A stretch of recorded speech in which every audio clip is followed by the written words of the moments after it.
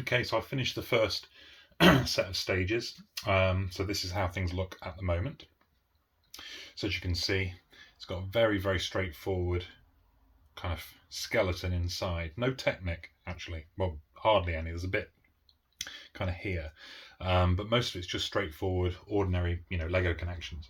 But the front of the bow is really starting to take shape there already. So it's got this nice kind of knife edge, which is what you want at the front of the Titanic.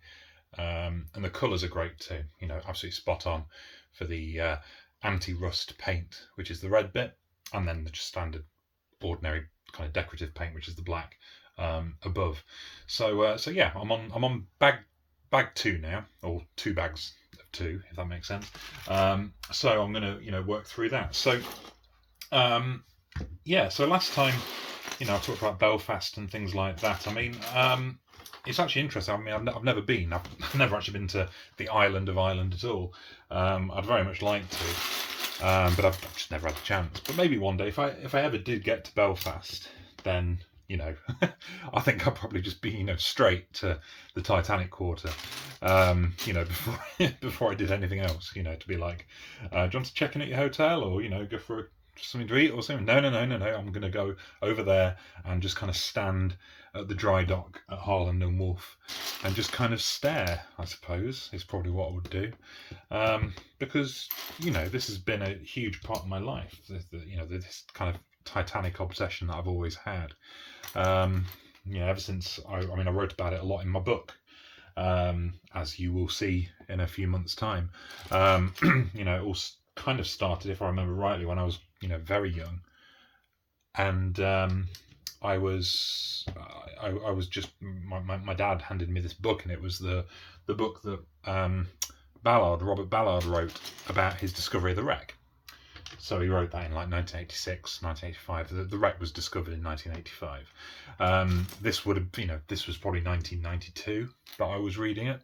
I know that because my dad had Automatic for the People by R.A.M. on repeat that whole time that I was reading that. So for me, the Titanic and the song Man on the Moon and Everybody Hurts and all those songs, they all kind of go together in a very peculiar kind of way. So yeah, this has been important to me for a very, very long time. And of course, Lego has been probably my most important and most kind of enduring fascination, obsession, whatever you want to call it. So that the way these two things have collided like this is just incredible to me. It really is. I never thought Lego would do a Titanic model. I never thought they would. I mean, they steer clear of anything to do with the military, because of connotations of violence and all that kind of thing. They don't seem to mind when it comes to the Imperial, the evil empire of Star Wars. That seems fine, but real world military stuff is completely out. So you never see a Lego tank or a Lego fighter jet or anything like that. Not really. And I guess I thought similarly they'd avoid the Titanic just because of the the connotations of death, and destruction and sadness, but I guess it's not too soon anymore. It's been 109 years. 109 years. So, I guess by that point, it's not quite as emotional a thing. There aren't any existing survivors anymore, etc., etc. So I suppose it was more and more applicable, more and more possible that Lego would be able to do this, and I'm obviously I'm really glad that they have. I was shocked at how much how big they made it. I'd never expected them to make a set this big. I mean, look at it. That's just the front of the bow, just the pointy bit, and it's like as long as my train. Okay, so here's my train. This is mine. Okay, I designed this myself, and it is the same length as just this bit of the boat. Okay, so it's absolutely enormous, just vast.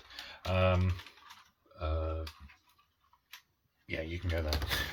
So I never expected them to make it at this scale. Never in a million years. I thought if they ever did a Titanic, then they'd probably make it at around the same scale as they did. I don't know, like, this is my design, but here's a Star Destroyer. Okay, obviously in the films they're very, very big, but I've really reduced it down, really tiny. You can still tell what it is, and it's got all the bits, and it's got the bridge, and but it's smaller. I thought they'd do something like that. They'd make one that was like a really miniature kind of version, tiny little thing that wouldn't wouldn't cost much, maybe £100, something like that. But instead they've gone full kind of, wow, okay, yeah, we want this to be, the same scale as the Statue of Liberty, which is here. So it's meant to be exactly the same scale as this. Okay, so I suppose, the idea being that, see that doorway there, that's kind of like a person size.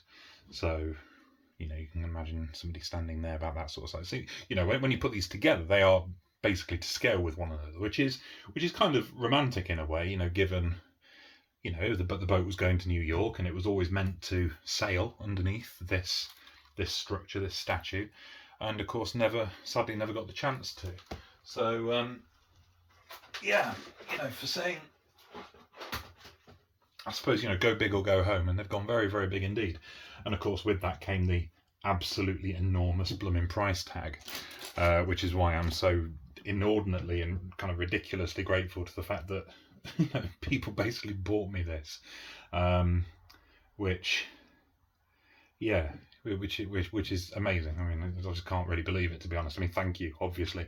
I'm doing this video, as a kind of I don't know, like a payment, really. I promised it, and here it is. I'm doing it. I hope it's not too boring for you. I did say it was going to be boring, but yeah. So anyway, this collision of two, very, very important interests is a big deal. Really, really big deal for me. Anyway, so what I think I'm doing now is I'm starting to build up just try to figure this out. Starting to build up is this going to be superstructure at this point? I suppose this is probably, sorry, I'll show you. So this is going here next. I suppose this is going to show us the kind of width of the boat as it will be, when we start working our way back. So, that's how wide it's going to end up compared to how wide it is now. So we're getting there. The instructions so far have been very, very straightforward. No real difficulty there. I really appreciate it not being on a black background. That really, really helps for my old and tired eyes. The only thing is, of course, at the moment, as is often the case in these early days of a build, it doesn't really look very much like the thing that you're building yet, and that's fine. That's absolutely to be expected. It takes time for it to build up and to, kind of take on the form that it will eventually have. So yeah, there we are. You see, so that's kind of, I don't think it can be the superstructure yet. It's too far forward. I think that's probably good. Well, honestly, I don't know. Is that the whole of the front section? It can't be. It's going to be bigger than that, isn't it? I don't know. We'll see. Well, let's wait and see. Anyway, so this kind of whole area, this front part of the hull, obviously it's probably most famous for the fact that this is where the collision with the iceberg started. So the iceberg started to collide on this side, around about here somewhere. Okay, and the gash, if you like, moved back from there. The gash moved back from there, all the way along here, almost as far back as the midships, halfway along the body of the ship. And unlike what people often imagine, the wound caused by the iceberg wasn't the iceberg like tearing the metal, like actually puncturing the metal in any way. It wasn't at all. It's not strong enough to do that. It's basically just popping them at their rivets. So you imagine that you've got the plates of the hull like this, kind of connected together and riveted along the join there. Okay, when the iceberg hit, it basically just popped the rivets and broke open that join all the way along. As I say, nearly halfway along the body of the ship. No ship can survive that. It's not the kind of thing people always talk about. Oh, but if they'd done this, that, or the other. Once a ship has been damaged to that extent, I'm afraid that's pretty much it. And as I said earlier on, it's actually impressive that the boat managed to survive for as long as it did after such a fatal amount of damage caused by the iceberg. Um, so yeah, that, for that reason alone, I suppose the front of the ship is quite famous. Obviously, it survives even now down there at the bottom of the North Atlantic. It's I don't know whether you've seen pictures. It's quite easy to find online. You have to bear in mind that most of the kind of wide angle pictures that you can see of the wreck of the ship are drawings, artists' impressions, because it's so dark and the water's so kind of thick with sediment, and it's just so utterly dark down there that you can't get that wide angle shot. It's just impossible. You need like the most powerful lights imaginable to be able to illuminate the area. So they're all paintings, usually by a bloke called Ken Marshall, who does a lot, I'm not sure, of shipwreck artwork. If you can think of a shipwreck, he's probably painted it. Very good painter. So the bow is down there, and the very front of the bow, this section is kind of down at an angle into the sediment, and there's a kind of buckle here and the idea is that as it came down, it would have hit the seafloor like that, and then fallen back. But in doing so, of course, broken the keel, and just kind of now it kind of sits at that kind of angle on the seabed, kind of embedded down the seabed, almost as high as the name of the ship on the written on the bow. So yeah, it's it's fascinating to me, the whole the idea of the wreck. I'd never go down there though, not in a million years. You wouldn't get me down there, even if somebody offered to pay and all the rest of it. No, just not interested at all, because it's a grave. It's a graveyard, and it's for that. I'm not a religious person in the slightest, but I do view that there is something kind of sacred about shipwreck like that, especially like the Titanic, where so many people died, that you don't want to you don't want to intrude on that. You don't want to go down there and poke around and do all this, that, and the other. It's just not right. So yeah, I'm a firm believer in leaving it be. The stories abound. Technically, the wreck is owned by a private company called Titanic Inc., which just alone bothers me to an enormous extent. It's like, how can that possibly be? But it's because it's in international waters, so no one's got jurisdiction over it. And there's all that issue about them, dragging big chunks up to the surface. Why? There's nothing actually historically interesting about most of the stuff that they brought up to the surface. It's the 1910s. It's not that long ago. So bringing up glasses and boots and banknotes and things like that up from the wreck. The only thing that makes them historically interesting is the fact they're from the Titanic, and therefore leave them where they are, like in situ. Leave them be is my take. But not everyone will agree with that, and that's fair enough, I suppose. So yeah, they're my thoughts on that particular subject. But I think what I'm building now is the bit that's going to kind of connect all this together. So probably the superstructure, the forecastle, or forecastle as it's spelled. But to be honest with you, it's a complicated build, and I'm struggling to follow what I'm actually doing at any given point, because it's quite abstract at the moment. So we shall see. I suppose we shall see. So yeah.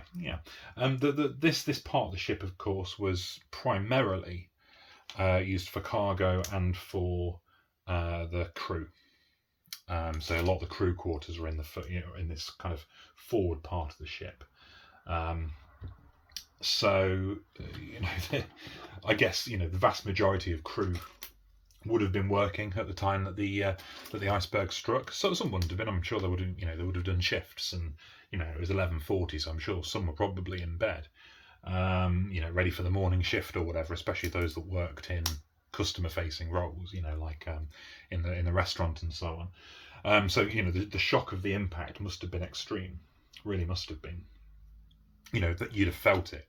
People in the first class smoking room and dining room said that they felt it. Way back. A long way away from where it impacted. So if you were there in the in the bow of the ship, then you would have felt that impact and the judder as it scraped alongside. And it would have been tremendously frightening. I mean, at the end of the day, you're at sea, you're in the middle of the North Atlantic, you're miles and miles and miles and miles away from anyone else. And, as they discovered, they were actually far more isolated than you'd probably expect to be honest, on that shipping route. One of the reasons that the boat didn't have as many lifeboats as you'd think it would have is because it was generally believed that you didn't really need them that much, because if your boat was sinking, then you'd use the lifeboats as a kind of shuttle service, to get from the sinking boat to a nearby boat that's come to help you, because it's the North Atlantic, the busiest shipping route in the world apart from the English Channel. So there's always going to be a boat there somewhere. And of course, there was the Californian, just probably about 12 miles away, not far away at all. But the tragedy is, of course, as everybody knows, that the ship was basically asleep for the night. And apart from, there are some evidence that they were aware that something was happening, but but to all intents and purposes, that ship was out of action, and didn't help, didn't get round to helping. I don't think it's fair to say didn't want to help. I don't think they were kind of evil or anything. Maybe lazy, maybe just not really that bothered about, having to deal with yet another, catastrophe or whatever. I don't know. But the tragedy is that, yes, there was a ship nearby, and no, it didn't help. And for that reason, of course, the lifeboats took on a whole different kind of purpose. They went from being a shuttle service to try and keep things nice and easy, traveling, getting people to travel across to a nearby ship, to being like literally, life or death, somewhere to be await rescue, that could take hours and hours and hours. And of course, it did take a very long time for the Carpathia to arrive. It was early the next morning that the Carpathia finally turned up, because it was a long way away, and it took time to get there. So yeah, the lifeboats became a whole different thing to what they were kind of intended or expected to be. So yeah, quite sad, really. Well, very sad. It's all very sad. Right, so I've just kind of done this whole chunk here. So you can see that, again, no Technic, all straightforward Lego. I'm just finishing this bit off, and then I'll be working out where it gets placed. So yeah, let's have a look. Very easy build so far. I mean, I'm building it quite happily as I talk without any real problems, although this is the first time I can't find a piece. I always panic when I can't find a piece. I'm always worried that I'm going to be one of those unlucky people that gets a Lego set that isn't 100% all there. Yeah, hate this feeling, really do. Silly thing is, of course, if there is a piece missing, I've almost certainly got a spare somewhere that I could use, but I'd just rather not have to, to be honest, just because it's a faff and it's difficult, and I don't want my experience to be affected in that way. But it looks like I might have to, so I will check all the bags and things like that. I'll come again when I start the third bags. Okay.